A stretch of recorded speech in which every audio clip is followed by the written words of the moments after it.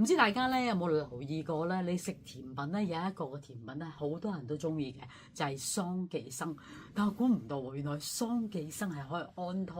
咁啊，當然啦，一定要交俾專家啦。呢位咧就係保德醫務嘅註冊中醫師，就係謝嘉文醫師。謝醫師你好，喂，你擺喺我哋面前都係幾種藥材，都係呢個係桑寄生嚟嘅喎。冇錯，呢個桑寄生咧，其實就可以平補肝腎，同埋有安胎嘅作用。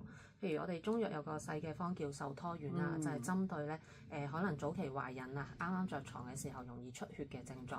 咁佢其中一個藥材咧就會用到桑寄生啦。咁啊當然啦，其實你啊唔單止有桑寄生啦，我見到有慈實啊、蓮子啊、淮山啊，咁呢個方就真係針對住即係所謂嘅安胎嘅一個功能嘅喎，係咪？同埋一個保健嘅功效，同埋盡量預防我哋呢個早孕期出血嘅。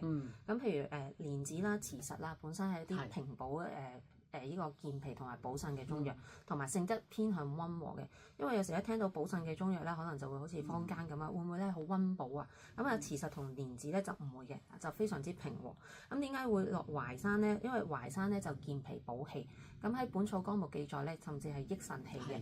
咁我哋啱啱懷孕嘅時候咧，腎氣啊非常之重要，因為佢可以顧我哋嘅胎兒啊嘛，即係等佢陀得穩啲嘅。咁啊，同埋淮山亦都可以啦，健脾胃嘅話咧，令你嘅氣血咧可以充足啲，咁就可以促進呢個胚胎咧持續去發育嘅。咁所以我哋平時咧，即係如果喺放胎前後啊，想有啲食療嘅準備咧，可以將呢個桑寄生啦，加蓮子。同埋呢個慈實，再加埋淮山咧，大概可能用1公升左右嘅水啦，去煲大概半個鐘頭左右。咁平時可以當代茶咁樣飲啦。咁我想問下咧，係咪你即係講緊就係佢自從佢參加要諗住要懷孕，或者參加 IVF 嘅時候，就可以已經用緊咧？因為係佢要落咗個即係落着咗床啦，或者點樣咩時間係最適合㗎？嗱，其實佢參加緊 IVF 嘅階段咧，其實都可以用嘅，因為佢哋呢啲咧都係一啲藥食同源嘅食物，比較平和嘅。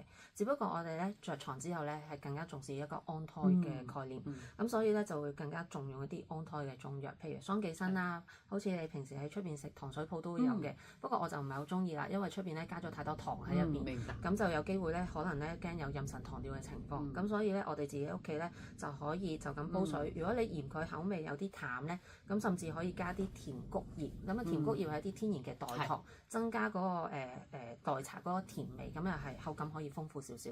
好啦，都係用你嗰個口號，係咪早生貴子啊？又係。冇錯，早生貴子，多福多子。好啦，唔該晒謝醫師，多謝晒你。多謝晒。